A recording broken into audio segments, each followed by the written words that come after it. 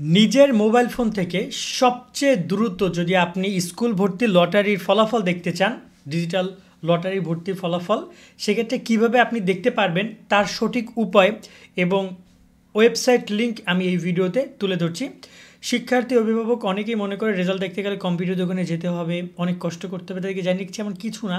আপনি যে স্মার্টফোন থেকে ভিডিওটি দেখছেন সেখানে একটা লিঙ্ক দিব, সেখানে ক্লিক করে শুধুমাত্র ইউজার আইডি দিবেন, ফলাফল চলে আসবে।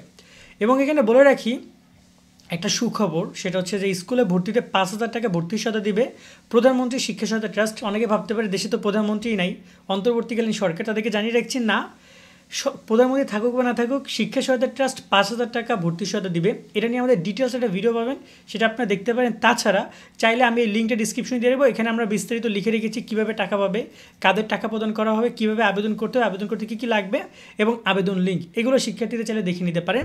আমি ডিসক্রিপশনে লিঙ্ক দিয়ে রাখবো। এবার আসি যে লটারি নিয়ে কথা বলতে। লটারি যে রেজাল্ট সেটা দেখার যে লিঙ্ক, সেটা আপনি ডিসক্রিপশনে পেয়ে যাবেন। ডিসক্রিপশনে আসার পরে একদম শেষের দিকে যদি আপনি দেখেন যে লটারির এই যে gsa.teletalk.com.bd, এখানে ক্লিক করবেন। এখানে এই লিঙ্কটা, আমি এই যে পুরো লিঙ্কটা আছে, এই লিঙ্কটা আমি ডিসক্রিপশন এবং কমেন্টে দিয়ে রাখবো। দুই জায়গা থেকে আপনারা এখানে আসতে পারবেন।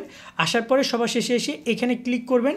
ক্লিক করার পরে সরাসরি এই ওয়েবসাইট দেখাবে, যেখানে লেখা থাকবে সরকারি বেসরকারি বিদ্যালয় ভর্তি 2025, এবং এখানে আবেদনকারীর কপি ডাউনলোড, সরকারি বেসরকারি নামে যে অপশনটা আছে, এগুলো সব চলে গিয়ে থাকবে ঠিক এইরকম একটা অপশন, যে সরকারি বিদ্যালয় ফলাফল, বেসরকারি বিদ্যালয় ফলাফল, এরকম একটা অপশন থাকবে। তো আপনি কিসে আবেদন করেছেন সেই অপশনটা ক্লিক করতে হবে।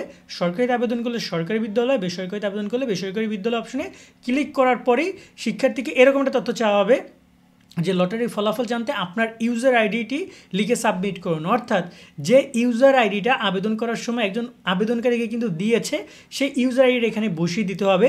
বসিয়ে দেওয়ার পরেই তারপরে সাথে সাথে সাবমিট করবে। সাবমিট করলেই জানিয়ে দেওয়া হবে এই শিক্ষার্থী কোথায় চান্স পেয়েছে এবং সেই স্কুলের নামটাও চলে আসবে। যদি কোনো জায়গায় চান্স না পায় তাহলে সেটা আসবে না, দুঃখিত বলবে, এবং যদি চান্স পায় তাহলে নামটাও চলে আসবে। সেক্ষেত্রে বলে রাখবো যে এখান থেকে শিক্ষার্থীরা তাদের ফলাফলটা দেখতে পারবে এই লিঙ্ক থেকে। এবং যদি সরাসরি এই ওয়েবসাইটে আসতে চায়, তার নাম হচ্ছে gsa.teletalk.com.bd। আর একটা কথা বলে রাখি, লটারি পাইলেই কিন্তু হবে না।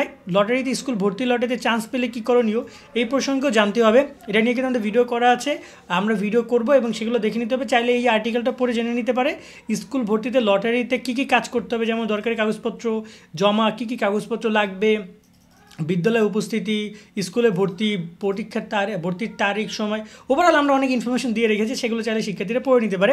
সো ওভারঅল আমি সব কিছু লিঙ্ক আমাদের shobhanstudy.com ভিজিট করলে আপনি এরকম অনেক তথ্য পাবেন।